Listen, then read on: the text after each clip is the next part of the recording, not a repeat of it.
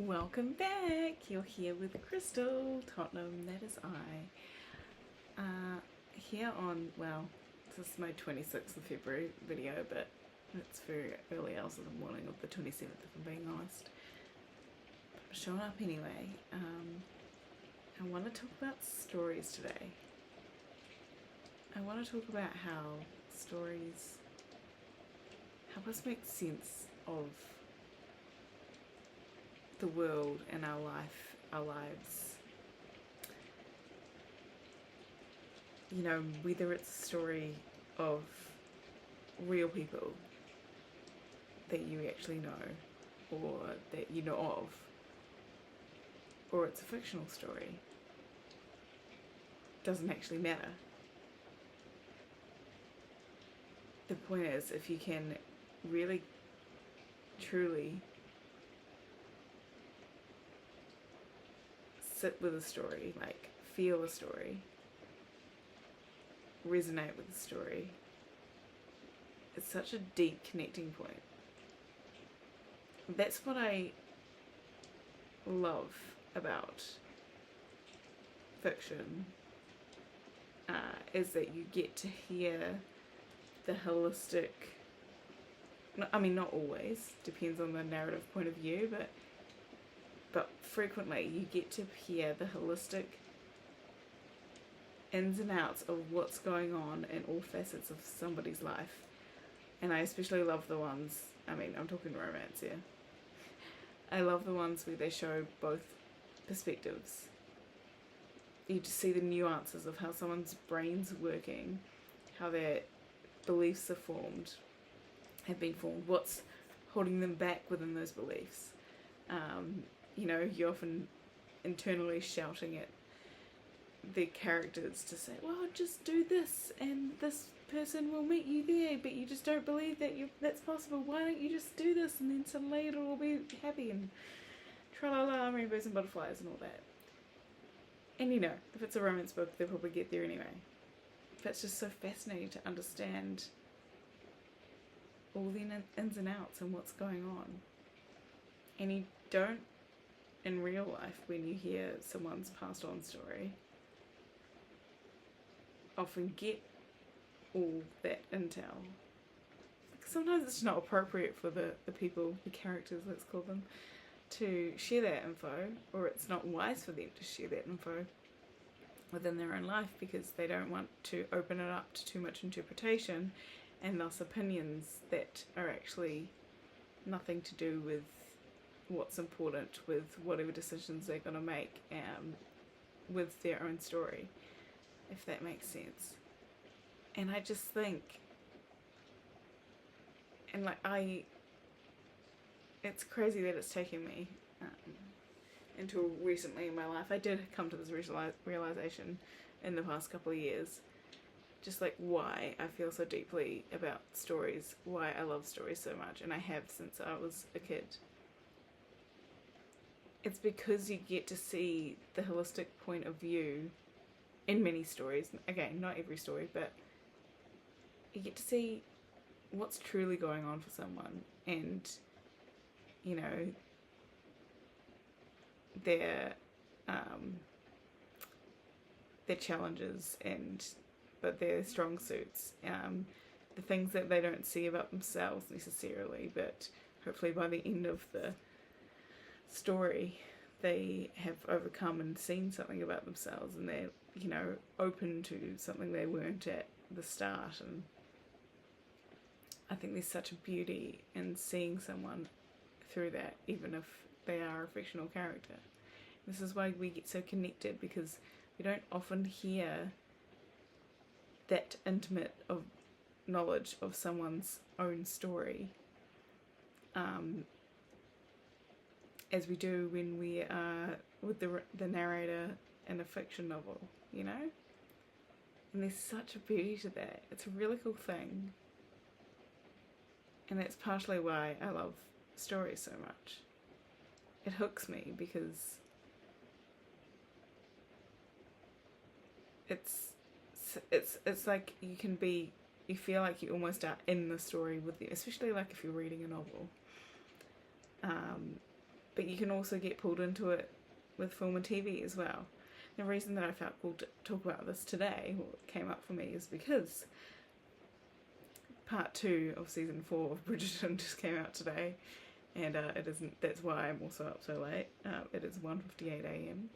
I have work tomorrow, and I could not help myself but watch all 4 episodes back to back to back, and I got home at like 8:30, so like they're all like an hour plus long, so hence me still being up now and still being committed to coming up and showing up and saying hi to you guys. But it's completely worth it to me, because this is a story I love to follow, and I love, you know, I've loved just having that escapism into a story that excites me, and it just helps me see my world in a different perspective, in a different light, in small ways, even if it's just that sometimes I make a silly joke about being like proper, or just put on an accent and pretend I'm in Bridgerton. I don't know. I had a good laugh with a customer today at my retail job, because one of the dresses that she was trying on was very Bridgerton cut, and I was like, well, are you watching it tonight? Because I think you've got your dress ready. And she was, so that was like a beautiful moment we had, just laughing together, connecting together, and you know, I don't know if I'll ever see that person again, but it was lovely. It was a connecting factor as well. These stories connect us bonding over the stories connects us. Also, the girls at work, they've been watching Married at First Sight and some other reality TV shows over the last year or two that they've been working together, and they were debating today who started the whole watching things, and they were saying, no, it was you, and they said it was each other.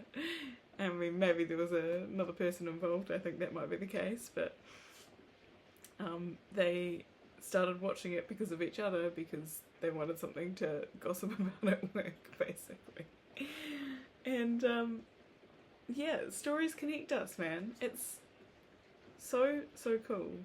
And like, yes, there's times where, like, I'm not an advocate for gossip, like seedy, toxic gossip by any means, but I do think there's a space for, you know, talking, and you know, like, there is a version of gossip that is more wholesome, and you know, like, as long as it's not hurting anyone, I think it's how we communicate and learn about each other. But also, when you frame it as gossip, it just seems a little bit more exciting.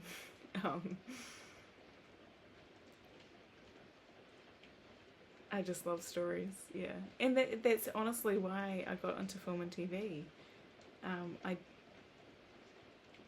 You know, for the first part of my career, I wondered, because I studied art and design departments, which is 10 plus departments in the real industry, but the way I was taught was, you know, an overview basically of costume, design and upkeep, logistics side of things, organisation, you could say. Yeah, costumes, props, set design, prop design and makeup. And here, you know, like, they were all part of, you know, they're all important parts of bringing a story to life in the visual medium. And there is design creative roles in there, and there's also more logistics roles of just organising and getting things to the places they need to be, and to be on the people they need to be on, and be in the places they need to be in. And at first I was like, well, I didn't know what department I wanted to focus on, because I loved costume, I loved makeup. And then it just so happened that the first job I got on film was in costume, and I loved that. I loved just being a part of it, and part of me was like, well, should I maybe pursue the makeup too at some point, or pursue an art department role? And to be honest, I have done art department. I've been paid to do makeup too. So, but it's, if I look back at it now, like, I thought, well, am I trying to become a designer or whatever? And as I like saw how hard designers work, I just knew, like, I wouldn't choose, at least in that part of my life, to sacrifice as much as they had to in order to show up for those, to work on a big TV show and be a designer is a lot of work. I was quite happy just being part of it, just being a minion, even if I was doing no creative input whatsoever with the actual design of the costumes. In fact, still to this day, I don't think I have. I got to paint some fun colours onto some gloves for an end of the movie scene in the Descendants 3. That was pretty exciting. And it was, me staying there all night, called in last minute, just asked to chuck something whimsical on something. And it actually made it to camera. I still haven't watched the movie though. Anyway, but like, that's not me being like, I am, like, often when people hear I work in costume, they think I'm the costume designer. It can be further from the truth. I'm one of their many, many, many, many, many minions. Some shows will have maybe 20 or 30 costume people on the smaller end of the scale. And that's for the whole movie, including casuals and people, people that aren't there full time, essentially.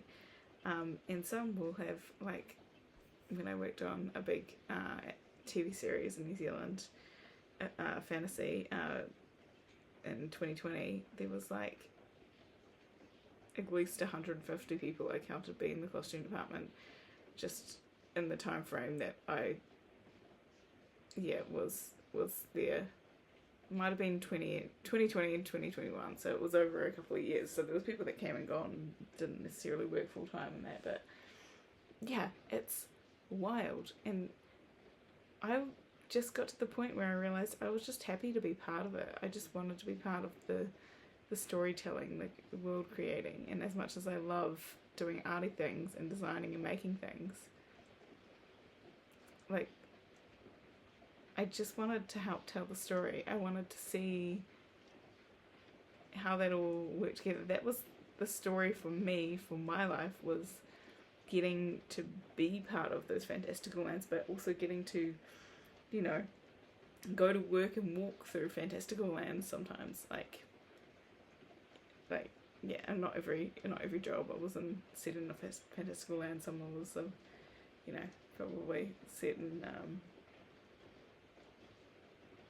South Auckland or something. Anyway, there's but I've also worked on things that are set in ancient Rome. I've worked on things that are in a fantasy medieval vibe land. Well, I mean, not medieval, but you get the vibes that I'm going for there.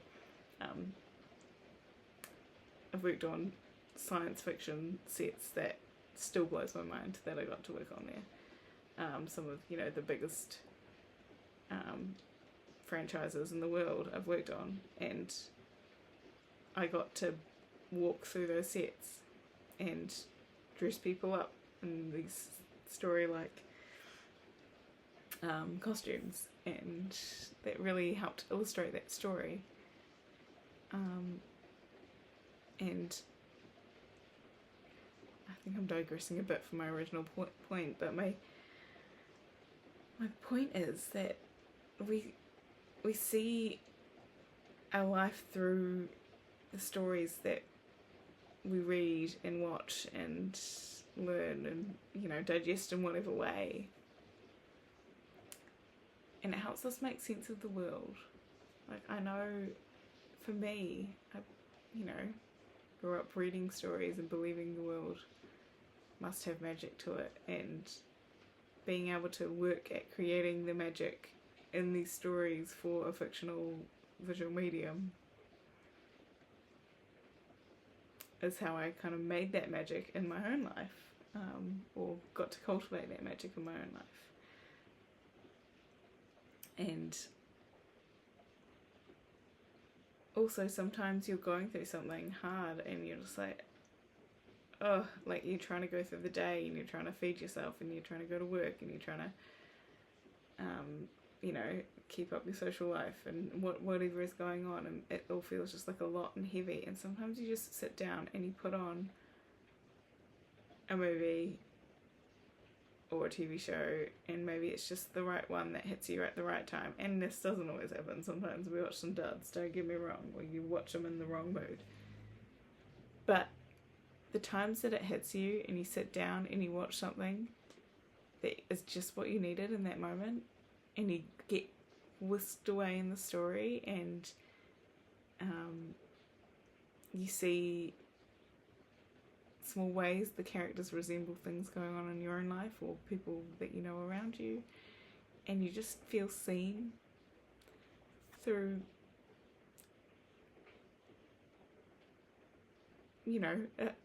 like a film, a piece of art, a piece of music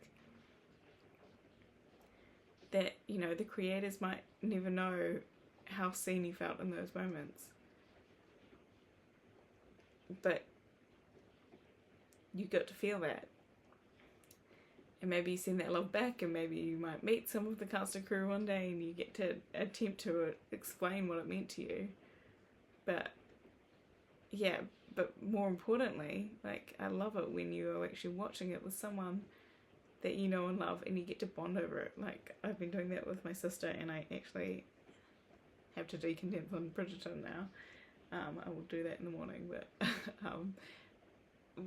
it's something that can connect us, just through being excited about how a story goes, but also when we actually get to know the ins and outs of what's going on. Because I tell you, there's some people you look at in this world that seem to have it all together, and you think they have the best of everything, and like everything's just obviously going super well for them, and then years later you hear that there was a whole bunch of horrible things going on for them, and you just didn't see that, you didn't know about it, and you had them on this pedestal, and that, and you're comparing your life to them, but you're just seeing their highlight reels, and it's just very much like into Instagram and everything. And that's why, I'm not necessarily great at doing it, but I do try and share on my social media when I'm having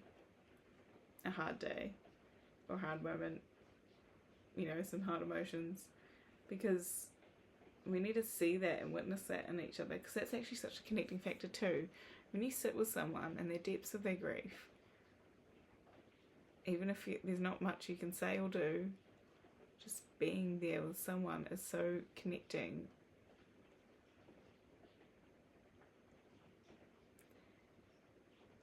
And any way we can nurture like more connection in our lives is beautiful. And sometimes when I'm going through something, and that's why we feel such nostalgia for certain TV shows and movies from when we were growing up. Like, I'm sure we all have films that we pop on when we just want to try and reignite that feeling that we had when we first fell in love with the movie, the TV show, whatever it is. But also sometimes it's just comfort of like, well, I know what's going to happen in this episode, and it gives me something that I enjoy watching to do. And so often you watch things years later and they don't quite hit the same, but that hit you right in that first moment, and that's still so special to you. And I just think our stories have such value too. The more we share our stories, the more we can connect.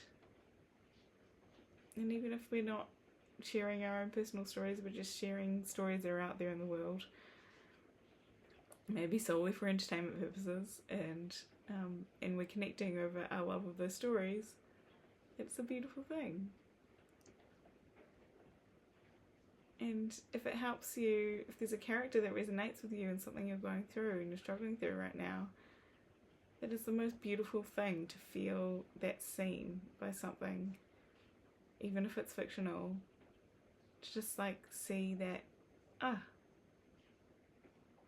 not crazy, at least even if it's, yes, it's a fictional character that feels this, but I know that a real human wrote the story.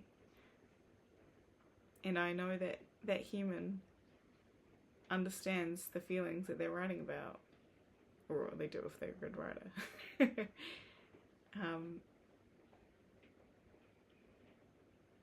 And look, I'm just going to put a little side note here, because like obviously AI might try and mass plagiarize and write something, but this is why it's important not to, we've got to keep our wits about us and like not rely on technology to be our brains for us, because we will lose our brain power. We will lose our creativity, our connection to source. We'll lose our ability to connect with each other, because we'll think we have to put everything through a computer to get the best response. The best response is what comes from your heart and what connects with you at that deep level. The best response is you showing up authentically, being a raw, imperfect human being. I thankfully am grateful that I have frequently challenged myself when, for instance, like a little game like, oh, what's this song? Who's this artist? I try and really use my brain to rack it, to try and remember it before I Google it or search it. For instance, or what's that movie name? What's that actor's name? I will use the internet to find out for sure, but I make sure that I spend a decent whack of time, use my brain to figure out, oh, who was it again? It started with a B, like, wait, it's just on the tip of my tongue. And sometimes you just need to actually sit with something to realize